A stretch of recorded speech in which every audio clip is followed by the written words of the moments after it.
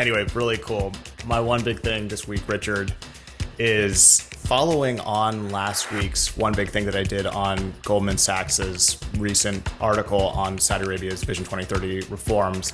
This week was FII. Couldn't go this week, had a bit of a family issue here, so I didn't end up leaving on Monday. And privately, with all the confidentially, I should say, with everyone listening, with all the travel I've been doing, it's kind of nice to get a little bit of a break. But I did miss FII this year, and I think a lot was coming out of it this year. I mean, it always does. We just mentioned that. But Saudi Arabia's finance minister, Mohammed Al-Jadaan, spoke at FII this week, and I wanted to discuss what he said on the Saudi economy because it's sort of tied to last week and also this year, next year, even up to 2030 and beyond, kind of important for investor confidence. So just wanted to dive into that. He said that Saudi Arabia's non-oil GDP is expected to grow by around 6% this year in 2023, adding that he expected it would continue to be healthy beyond this year.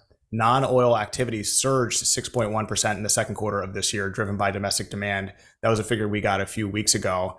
That vastly outperformed overall growth for the Saudi economy, which is set to slow this year amid crude production cuts and lower prices. So the minister's comments confirm basically that the figure we saw in the second quarter of this year will be roughly the average for the entire year, which is consistent and good.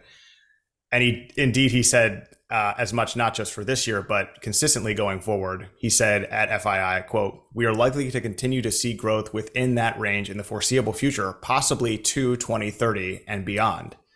So non-oil growth is solid and here to stay, the minister said, and will pull upward the kingdom's economic performance in the years to come, as we talked about last week in my one big thing. And in many other episodes before that, non-oil economic growth and non-oil economic strength is the most important thing for Vision 2030. It's what Vision 2030 really is all about. After a red hot year last year in 2022, in which Saudi Arabia posted a real GDP growth of 8.7%, best in the G20, and a non-oil GDP growth figure of 4.8%, the kingdom expects a real GDP growth in 2023 to grow by only 0.03% this year. This is compared to the previous forecast growth of 3.1%.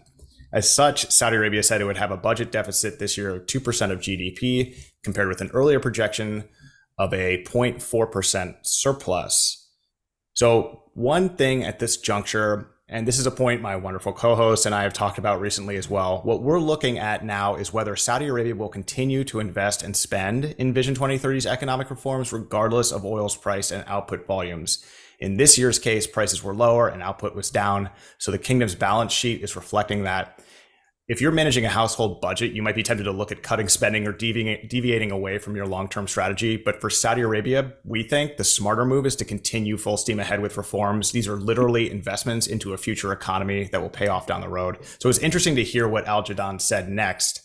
Maybe he's a listener to this podcast. We would never presume that he is, but Al-Jadaan confirmed that indeed Saudi Arabia is not just continuing with investments in economic diversification, but accelerating those plans to diversify its economy away from oil under Vision 2030, developing sectors such as tourism, industry, expand the private sector, and so on. The government, of course, expects this higher spending over the coming years to pay off, but it will tilt the kingdom into a fiscal deficit. That's something Saudi Arabia is very comfortable with, Al-Jadaan said. He said he was not worried about deficits and that Saudi Arabia's sovereign debt remained among the lowest in the G20 group of countries. Quote, "Our aim in the foreseeable future," Jadaan said, "is to accelerate our reforms. We are very aware of our fiscal space and our spending is within that." So taking a step back, I think this answers a lot of big picture questions about Saudi Arabia's economy and plans approaching 2030 and beyond. Ceteris paribus, of course, if you're a foreign investor looking at opportunities in Saudi Arabia, but you haven't entered the market yet. This is going to give you a little bit more confidence into what is coming as you see Vision 2030 cemented and with a good foundation, and you're wondering where it's going to go from here. You kind of know based on these comments. And in general, if you're doing business in Saudi Arabia, you know the government is going to embrace a little bit of short-term pain for some long-term gain. I said ceteris paribus, of course, because oil is still very much a factor for Saudi Arabia's economy until it isn't. But to see that Saudi Arabia is not flinching when prices go up or down and stays the course on its spending and economic plans is confidence inspiring. Oil is currently hovering around where, Richard, 80s range, both WTI and Brent. It flirts with the high 80s. Yeah. 90. So it's in the 80s range, has been for a few weeks. It topped off this year above 90 in September following steep cuts from Saudi Arabia and the OPEC Plus group. One investment strategist at Standard Chartered PLC said this week that the company thinks oil prices can rise as markets adapt to the probability of conflict escalating in Israel and the region, with WTI likely to trade around $90 a barrel in the near term. So despite a higher oil price, of course, Saudi Arabia very much does not want that to happen, one would think, as it would put pressure downward on Vision 2030's momentum and spook investors. And I think that's why you have the Crown Prince embracing allies around the region and the world to work to contain and end the war as soon as possible. He spoke with President Biden this week. We're going to talk about that separately, but just to look into Saudi Arabia's economic vision to come in the next few years, the next decade or so. And I think Al-Jadaan's comments at the FI this week gave us a pretty good look into that.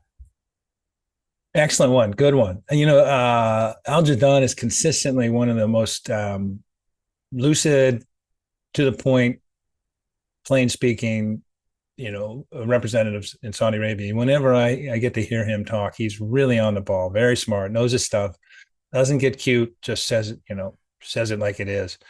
And we've talked, you alluded to it, and as you said, and one of the things I think is impressive about what Saudi Arabia has done and has been doing is they've shown the ability to adapt. And we complimented and commended Saudi Arabia 2 years ago when they started introducing a very transparent budget. And they even, in the September of last year and this year, they introduced sort of a pre-budget projection. So people, companies, investors, whatever, could anticipate, could allocate, could do what was necessary, and reliably understand what the government hopes to do. And we were really pleased in 2022 when there was just fire hose of revenue from increased oil prices. When Saudi Arabia said, "Okay, we're going to plan on we're actually planning on spending less next year, and we're going to have something like a $20+ billion surplus this year. We'll tell you what we're going to do with it. We're not sure what we're going to do with it right now." But it was a responsible, transparent, really, again, responsible approach. And we've talked about what I like is that this year, when revenues are down, they're going to be running a deficit, that they have adapted. They're actually, they had anticipated spending less this year on the budget. They're going to spend more. And that's because, as we've said, this is their moment. They need to keep it going. They need to keep priming that pump. So they're being pretty light on their feet, which is just, I think, again, commendable. The other thing is, going back to the beginning, which is non-oil income. And you mentioned Vision 2030. I think if you could do a 1A, 1B, 1C into preserving 2030 and accomplishing 2030, I think 1A would have to be political and strategic stability. So, that's sort of the must-have foundational need for Vision 2030 to succeed. 1B would be sustainable, reasonable oil revenue. And 1C is right here. 1C is your one big thing, non-oil income. Because, you have one where you have to have a floor, 2, you have to maintain that income, and 3, this is where we want to go. And so they're all ones, but it's that non-oil income is right up there as in terms of priority in Vision 2030. So anyway, again, that's a good one, and I'm always like when we can introduce the finance minister into our discussions. That's a really good point about the 1A, B, C, because the C is sort of the goal, but you don't have that goal and you can't work toward it without A and B. Right. So you can want 1C and only focus on 1C, but if you don't have 1A and 1B, you're just not going to get anywhere. And so, I think it's a great point.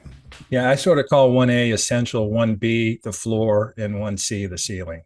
Yep. Yeah. So it is cool to see that. It's cool to see this going in that direction. And you just want 1A and 1B to continue forward as well. So we can get to 1C. Exactly. Yeah. Because if you're a foreign investor, you're saying, how's 1C doing? And, if you're a Saudi government official, you're saying, I'm working on 1A and B and C at the same time. Thanks for asking about 1C, but there's 2 other things that are really important to me as well. I know you don't care about them as much until it affects you, but that's what we're doing. So anyway.